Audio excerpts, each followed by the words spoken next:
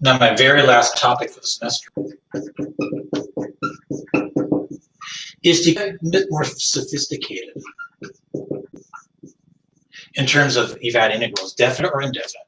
So far with definite integrals, the only tool we have in our back pocket is the second fundamental theorem of calculus, which means I've got to recognize the function in the integrand's position in terms of its antiderivative. Let me rephrase that.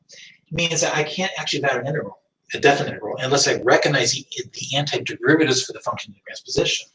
And then definite integral is saying the same thing. I'm just not evaluating endpoints.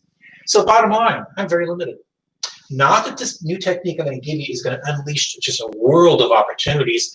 There are going to be a lot more integration techniques we need to learn, but not this semester. We'll wait till next semester. So if you don't mind, I'm going to leave it to you to read. Look at the theory behind it. The substitution technique is nothing more than a glamorized way of undoing the chain rule process. So it's really the versus the chain rule process with differentiation. So here's what I'm going to do to make a use of. I'm going to scan in the integrand's position, let u be something in such a way that its derivative, neglecting some numerical coefficient, is a factor somewhere in the integrand's position.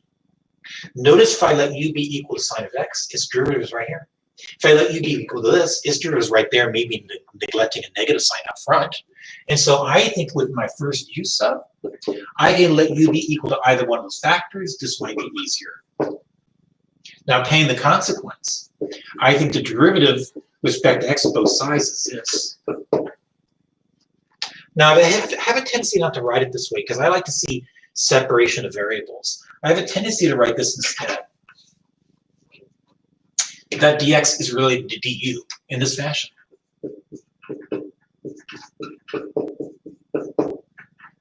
So notice how in this integral, I can replace what you see underlined with alternative name in u. I can replace all these symbols right here above the squiggly line with simply this. Now this basically says, in terms of variable u, let's anti-differentiate respect to u.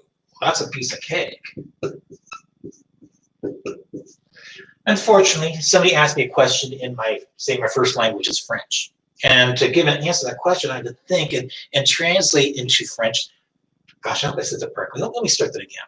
If somebody asked me a question in English, and my first language is French, to answer the question, I might have to translate in my mind in terms of French to come with the answer in French, but to give the answer back to the other person, he or she might not speak French, so I better give the answer in terms of the original language, which is English. So allow me to back substitute. Well, there is my first example of committing to a u sub to evaluate this integral, for which I just can't recognize off the top of my head an antiderivative for what's in the integrand's position. Again, you're going to let u be something in here that makes the integrand look easy, but also let u be something for which its derivative, neglecting a numerical coefficient, is sitting there as a factor in the integrand's position. Well, just to impress upon you is more one way of looking at things. Oh, sorry, I'm losing control of my board. My goodness. There you go. You know, just as an alternative, no calculus isn't the same thing as this.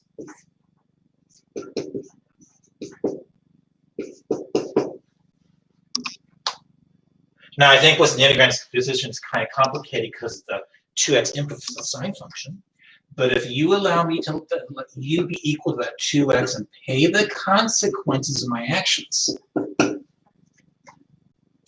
notice how this is telling me that I got 1/2 times the integral of the sine of u. But I'll replace this one symbol there with 1/2 to u.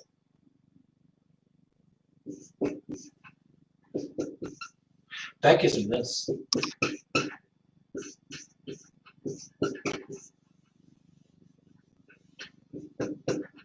Now back substituting, so I can give you this.